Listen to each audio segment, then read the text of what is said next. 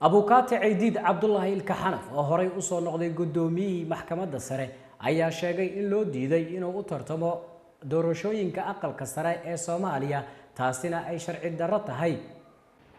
sababta dacwad ugu hayna waxa weeyaan dadka musharaxiinta ah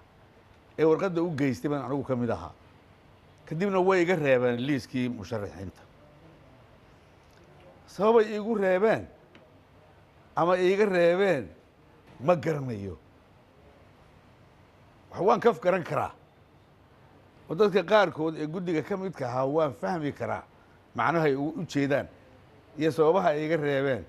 oo laba macno labaduba yeelanayaan mid uun iska nac ah iyo mid ah in dad meesha ku jira ay soo baxaan labadaas sababoodba horta waa kulliba dadka qaarkood oo meesha ku jiray guddiga ka mid ahaa waa ka mid Ciidiid Ilkaxanaf ayaa shaaca ka qaaday in uu sharciga la tiigsan doono cid kasta oo soo hortaagtay inuu u tartamo golaha shacabka aqalka sare ee dalka Soomaaliya. guddiga khilaafaadka dacwadaydu waan geystay mana aqbalayo anigoo wadaniya oo Soomaaliya oo midnimo u joog waliba oo waqtigayga waxay go'an ku hadlaabeen in la yiraahdo xaqba uma lihid inaad sharaxdo yani wax kale baa sii joogin isma sharixi kartid halay yaan lay qaadanin haddii la dooro yaan lay dooranin laakiin isma sharixi kartid waa dembi weyn weyn weyn oo waa laga doorashada way isma taagi kartid markaa ma qaadanayo markaa sababahan idin soo sheegay mid kow qof wadaniya ay u diideen inuu ka mid noqdo sharaxo oo aniga ah laba beelihii kale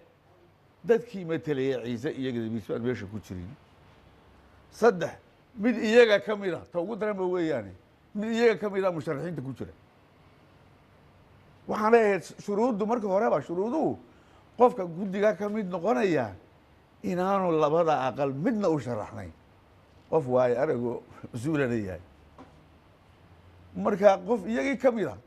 ayaaba musharaxaadnimo ku jira oo liisku meeshu waxay ku xaaraanoobaysaaba xaaraanba ku tahay waa sababaha qof loo diiday aniguna dadkii beelaha kale ka matelaya baan meeshaba ku jirin iyo saddex qof ka mid ah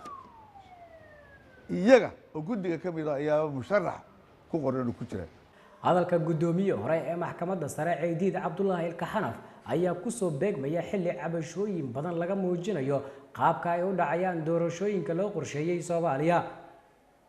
Cabdicasiis Ibraahim Axmed Okey TV Universal magaalada Muqdisho.